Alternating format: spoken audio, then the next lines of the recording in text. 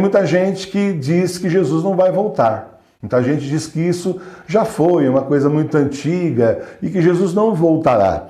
E simplesmente o Senhor nos abandonou. Outros dizem isso, né? Mas o Senhor tarda, mas não falha. E o Senhor está para voltar. Os sinais que ele disse no Evangelho, e também nós tivemos depois por várias revelações dele e de Nossa Senhora, ao longo dos séculos, para os santos e santas, simplesmente nos dizem que ele está voltando. E está muito mais perto agora do que esteve ao longo de toda a sua vida. Você pensou nisso? Está muito mais perto de Jesus voltar agora do que quando você estava aí há 10, 20 anos atrás. Se tiver essa idade toda, até muita gente que nos assiste tem até mais, agora está muito perto a volta dele. Já reparou também que tem muita gente que até a gente acha que já deveria ter partido dessa para uma melhor, às vezes para uma pior, né? Parece que Jesus mantém, o Senhor está deixando seus inimigos vivos para que eles vejam a vitória do Senhor. Pelo menos me parece, me dá essa impressão às vezes. Ele está separando o joio do trigo. Nós estamos começando a ver o joio que antes era infiltrado no meio do trigo. E agora diz, opa, eu sou joio, eu não sou que nem vocês, vocês são trigo, mas eu sou joio, com orgulho, com arrogância. Eles fazem isso. E cada vez mais você vê que as pessoas estão se revelando. E cada vez mais você vê que muitas pessoas vão envelhecendo, cada vez mais os maus não partem desse mundo, muitos maus continuam aí, quando pela lógica já não deveriam estar. É como se o Senhor fosse mostrando para nós quem é o joio, quem é o trigo, e também como se ele quisesse que essas pessoas vissem a vitória dele. Então é uma coisa assim bem impressionante, são coisas que a gente conversa muito aqui no apostolado e que é realmente assim para se pensar bastante. Hoje é dia de Santa Clara de Assis. Essa moça, ela abandonou a riqueza, ela abandonou tudo que ela tinha na casa da mãe, o pai já era falecido, abandonou a vida dela e simplesmente se dedicou totalmente a Jesus, de uma maneira que hoje a gente fala que foi radical. De uma maneira assim absoluta, largou tudo, saiu da vida do mundo aqui com tudo que ela tinha e foi para a pobreza absoluta. Abraçou a irmã pobreza, seguindo o exemplo de São Francisco de Assis. Aquilo foi uma renovação, né? São Francisco foi uma renovação na igreja da época do tempo dele, porque infelizmente os maus exemplos de clérigos e religiosos, infelizmente a gente sempre teve. Agora é muito mais, né? Proporcionalmente é muito mais, mas sempre teve, né? E no entanto, São Francisco jovem abandona tudo. O pai dele era mercador, era comerciante, tinha dinheiro também, uma condição social boa. Ele abandona tudo e atrás dele vão outros jovens, entre eles Santa Clara de Assis. Atrás dela, pelo exemplo dela, pelo amor que ela tinha a Jesus, vai a família dela, a mãe vai, a irmã vai, a prima vai, um monte de gente vai, né? A família dela vai abandonando o mundo também e vai servir a Jesus. E eu queria então colocar para vocês hoje, assim, a gente examinar esse exemplo de Santa Clara de Assis e a gente fazer a pergunta, até onde nós não estamos na vida velha de Santa Clara? A vida velha de Santa Clara era uma vida no mundo. Ela ia à igreja, como a gente, muitos ainda vão, né? Muita gente já tem igreja para ir, que bom. Ela ia também à missa, fazia lá suas orações, mas ela estava inserida no mundo. De repente ela percebeu que muita coisa que ela tinha era exagero. Muita coisa que ela tinha não havia necessidade. Então eu queria que você assim avaliasse hoje na sua vida quanta coisa você tem, quanta coisa, pior ainda, você busca, que na verdade você não precisa.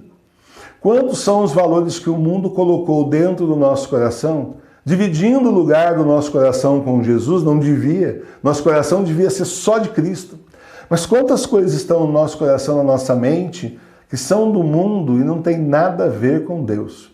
Quantas vezes a gente corre atrás de sonhos, objetivos, projetos, realizações, da parte material? Eu sei que a parte material é importante, mas tem gente que faz isso objetivo de vida. Tem gente que está aí já de idade e continua lutando pelo dinheiro como se já não tivesse conseguido um lugar ao sol, como se fosse viver mais 200 anos, como se ainda fosse aquele jovenzinho. Muitos aí começaram com isso, gente que começou sem nada e hoje tem muita coisa. E a pessoa continua batalhando como se ela não tivesse nada, no mesmo ritmo. Será que na nossa vida hoje, a gente avaliando, nós não temos um monte de coisa que nós precisamos, a exemplo de Santa Clara, abandonar também? Coisas que nos distraem de Jesus. objetivos da nossa vida que nos distraem de Jesus? Será que a gente não consegue levar uma vida mais simples do que a gente leva hoje? Mais barata, mais simples, mais perto do Senhor, mais seguindo o exemplo de Cristo? Será que o consumismo também não nos atacou? Porque é fácil ver o consumismo do vizinho, né? A gente olha e fala para aquele parente, nossa, aquela pessoa que quer comprar o shopping inteiro, quer comprar tudo, quer ter 300 pares de sapato. É fácil ver nos outros. Mas em nós, se a gente parar em nós, olhar na nossa casa, olhar nas coisas que a gente tem. Será que você não tem algumas coisas guardadas na sua casa que você não precisa e que você não usa mais há muitos anos e continua lá, guardado lá, tomando espaço da sua casa? Vou aumentar a casa, vou fazer um quarto a mais porque a bagunça já não está cabendo mais, né? E de repente você podia dar uma geral nas suas roupas, podia dar uma geral nas suas coisas, podia dar uma geral na sua vida. Tanta coisa que você dá valor hoje, que são coisas do mundo, e de repente não tem esse valor. Porque vai ficar tudo aqui. E o que a gente precisava era ser fiel a Deus, era a gente se encontrar com Deus, procurar Jesus todos os dias da nossa vida, como Santa Clara fez também. Nem todos têm a graça de serem chamados a uma pobreza tão absoluta como Santa Clara e São Francisco foram. Isso é graça de Deus também. Eles foram chamados para uma vida assim muito radical, totalmente dedicada a Deus, inclusive o servindo na pobreza. Nesse exemplo da pobreza, tinha um clero rico, um clero que gastava, um clero que se preocupava com as roupas, com a pompa e glória. Naquela época tinha um pessoalzinho assim também.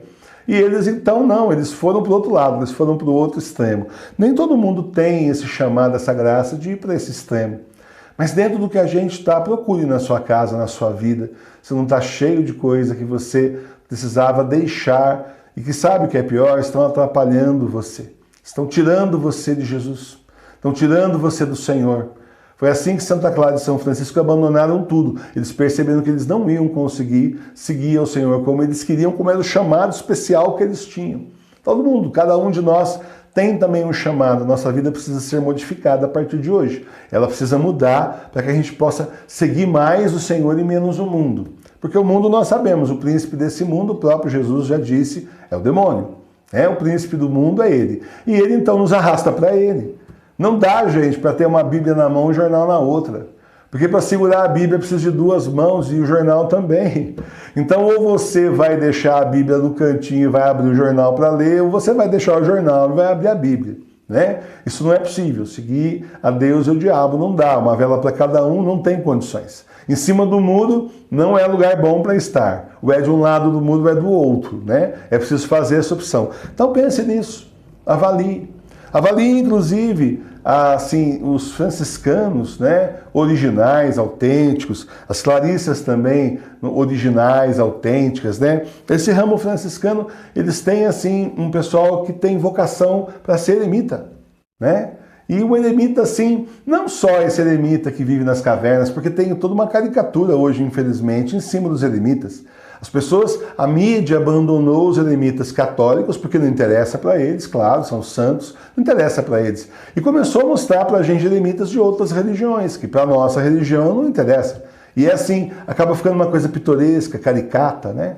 Mas pense, inclusive, em você nesses fins dos tempos. De repente você já é mais velho, está aí aposentado com a esposa em casa, os filhos casaram, você tem aquela chacrinha que você usa só para o final de semana.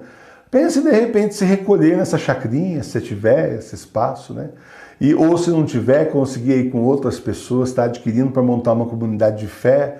Pense se você não seria mais feliz se dedicando no meio da natureza, que foi o que Deus criou, e que Santa Clara e São Francisco viviam, adoravam, gostavam tanto da obra de Deus. Não com essas coisas de ectologia, por favor.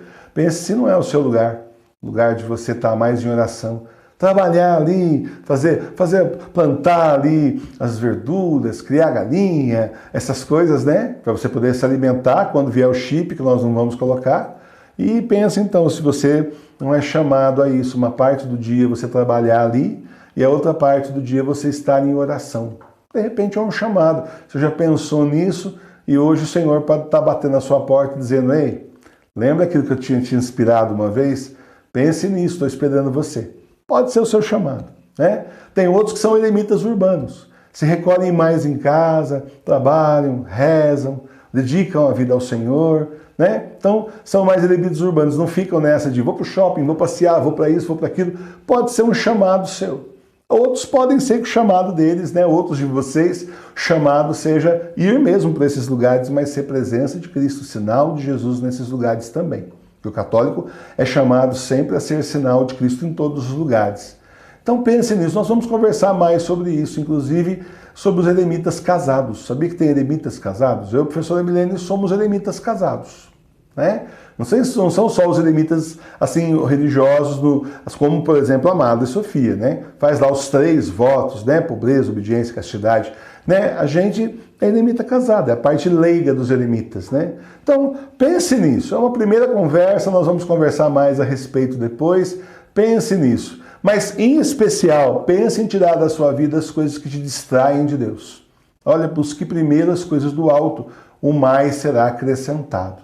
O mais será dado por Jesus se você estiver buscando Jesus. Ele vai te dar aquilo que você precisa. A gente sempre reza aqui nas orações, eu coloco isso de propósito, inclusive. Eu digo assim, dai-nos, Senhor, aquilo que o Senhor sabe que precisamos. Porque muitas vezes a gente pede para Jesus aquilo que a gente não precisa, daí a gente não recebe. Porque a gente está pedindo aquilo que não é necessário.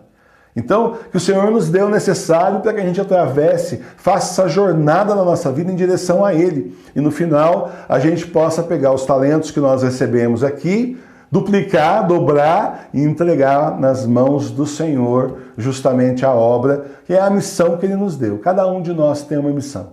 Reze então todos os dias, pedindo ao Senhor, pedindo ao Espírito Santo, pedindo à Nossa Senhora, que mostre qual é a sua missão. O plano que Deus tem para você. Às vezes você está triste, infeliz na vida que você está agora, é porque não era para ser essa vida. Quando você encontrar a vida que Jesus tem para você, você vai ser muito mais feliz. Vai ter um desafio aqui, desafio lá, a gente tem as tentações do demônio, verdade, mas você tem aquela alegria, está se encontrando com Deus, saber que você está no caminho de Deus, mais pertinho dele, porque é justamente o caminho que ele chamou você para estar junto com Ele em direção, então, ao fim dos tempos, à volta do Senhor sobre a nossa terra. Cruz de exorcismo da Sagrada Face. A cruz da Sagrada Face é um poderoso sacramental na luta contra o demônio. Adquira sua cruz da Sagrada Face na nossa loja virtual. Junto com a cruz vai um livrinho com a história dessa devoção e com várias orações da Sagrada Face para você rezar. Entre no link da descrição do vídeo, o pagamento é feito pelo PagSeguro e a cruz será enviada pelo correio. Cruz de exorcismo da Sagrada Face. Use com fé, receba muitas graças e a proteção do Senhor contra o demônio. Paz e bem.